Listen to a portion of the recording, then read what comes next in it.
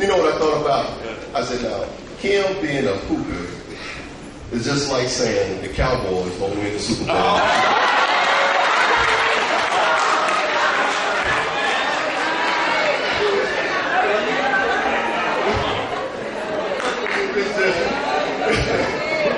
It's just not so. It's just not so. But anyways, I just want to introduce to you, present to you, Miss Kimberlee Morton. We thank her for coming. I'm going to try to get this to you. Good morning, everyone. Good morning. But before I say anything, I just want to say, I like this church. I think the choir was slamming. If I ever move back to Memphis, I think I'm going to join this church. My name is Kimberlee Morton. I'm 32 years old. I was born and raised in Memphis, Tennessee, but recently moved to New York to further my education. I'm here today to share with you my story. This is a story of survival and how I found the courage to take back my life. At first, school was the furthest thing on my mind. I was skipping school, cutting class, hanging around the wrong crowd. Although I didn't feel comfortable hanging around those girls, I hung around them until death knocked at my door. And when I say death knocked at my door, it knocked at my door. On November 19, 1998, I was brutally attacked by a man who I considered to be a friend. One day he came down my house and asked to use my telephone. I didn't think twice about letting him in because he was my friend. As I opened the door, he grabbed me by my neck, dragged me to my bedroom, threw me on the bed, and savagely raped me. After he finished raping me, he grabbed me up by my neck and began to strangle me. The more I tried to fight him, the harder he strangled me.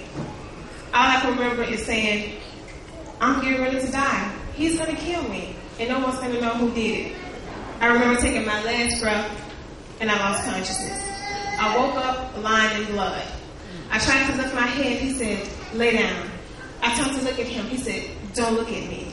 He said, Kim, I'm going to either have to shoot you or beat you to death. And I said, Carlos, why are you doing this to me? He was like, shut up, you know why. And if you tell anybody, I will come back and kill your mother. I said, if you let me live, I promise I won't tell on you. And he said, well, how do I know I can trust you? I was like, if you let me live, no one's going to believe you did it. He said, okay, well, let me take your TV and VCR to make it appear as if someone broke into your house. So he crossed over me and started unhooking my TV and VCR, and I looked down and I saw a knife in my side. And I tried to put it out. He said, leave it in there. I'm going to get help. So he went out the door. I got up. I had a long mirror on my bedroom door. I looked in the mirror. I couldn't believe it. I was bloody from head to toe. I had telephone cords around my neck, and I had a sheet. I untangled that, opened my closet door, put on clothes, and struggled down the hallway, leaving my bloody fingerprints with a knife still in my side. I locked the door he went out of, and by the time I was going out the back door, I heard him twisting on my knob trying to get back in, so I got as much energy as I possibly could to get out of that house. I was just stumbling. I had absolutely no idea where I was going to go. A lady was walking past, and she said, oh my God, Kim, is that you? I said, help me, help me. She said, who did this to you? I said, Carlos did this to me. And she later told me, when she first saw me stumble out of my apartment, she said, I looked like a puppet. It looked like somebody was holding me up by strings. I said, honey, that was God and his angels carrying me. Being in the hospital was the most difficult part for me. When I found out everything that he did to me, he stabbed me in my neck, in my side, punctured my left lung, burst my blood vessels in my eyes, and poured bleach all over my body, which left me with second-degree burns. Second-degree burns injures the top layer of the skin, which is called the epidermis, and it extends down to the deeper layer of the skin, which is called the dermis. And that's why my scars was red and blistered and wet looking, because of the fluids that was lost. It left me with hypertrophic scars. I couldn't walk. I couldn't wash my face. I couldn't brush my teeth. I couldn't feed myself. Everybody had to do things for me.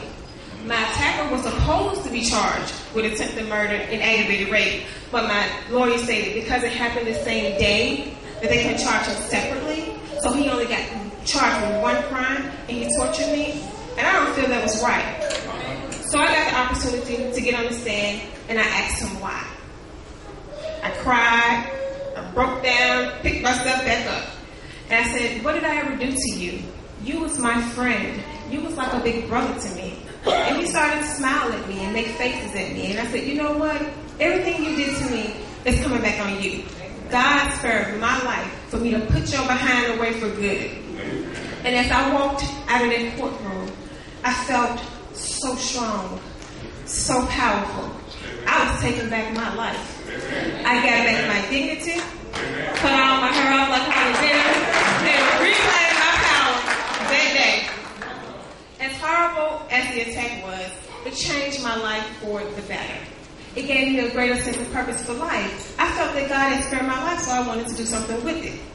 One day I heard Robin Gibbons say that anything and everything that you see out here in the world, you can have and you can be a part of. All you have to do is take the right steps. And I said, you know what, Robin is right. If I want the dreams, I have to start doing the right thing. So the next day I went to Memphis Adult High School. I tried to enroll, but the lady in admissions was like, well, since you've been out of school for 3 years, the requirement has changed. Instead of 3 credits, you need 6 credits to graduate. I was like, oh, no, I never graduate. So I didn't enroll that day. I went home feeling like all hope was gone.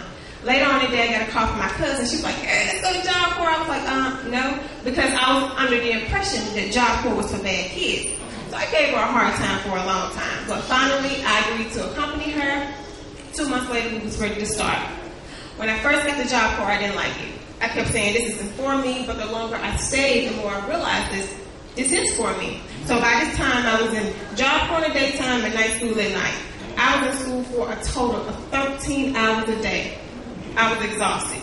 I woke up one morning and said, God, I can't do this anymore. But somehow he gave me the strength to keep pressing forward. Back at home, the girls in my neighborhood would say derogatory things about me. They called me the I have a dream girl. And they made fun of me for going to school. But I took all that negativity, turned it into something positive. And it became my daily motivation. I eventually graduated from both schools, went to a college in Mississippi, and then I transferred to a college in New York, which I graduated last year with a degree in human services. And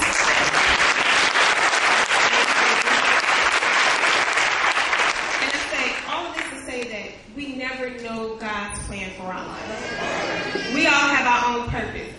My purpose is to be a voice to people who have been victimized and to serve as an inspiration to them and to let them know that no matter what you have or will go through in life, you can make it. If God can do it for me and bring me out, he can do it for anybody. And I just want to encourage you all to live out your dreams. Don't ever give up on anything that you want to do. A lot of people disapproved of my goals and dreams, but I had to realize that, hey, no one is living my life but me. So I encourage you all to live out your dreams for yourself and not for anyone else. And I'm not going to hold you.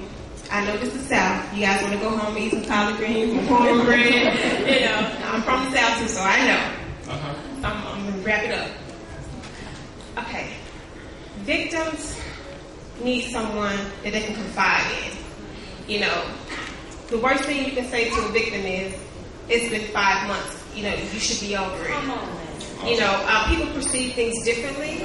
The way I handle something, somebody else may handle it in a totally different way. You know, I would just love to see all the victims all over the world learn to take back their lives and become victorious. And you do that by not being silent. You know, a lot of people always tell me, oh, you're so brave. Yeah, I'm not brave because I survived the attack. I'm brave because I have the courage to get up in front of you guys and tell the story and not be silent. That anybody that's going through anything today, know that trouble doesn't last always. You're not going to always be down. You're not going to always be depressed. Things are not going to always go wrong. All you have to do is have faith in God and believe that he can bring you out and you can make it. God didn't bring us this far to leave us, to embarrass us, nor to surprise us. So stay strong. Keep your head. There's so many people that would love to see you fail. So you can't give them what they want.